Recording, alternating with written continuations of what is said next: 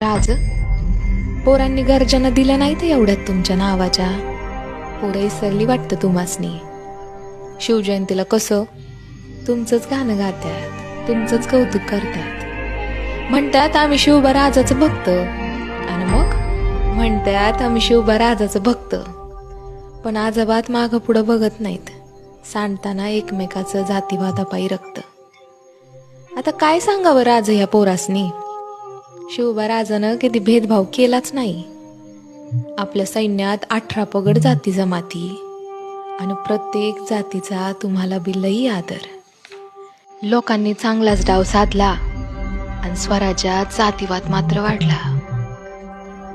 राज, तुम्ही जर राज असतात तर तुमचं बी डोळं पाणावलंच असतं नाही.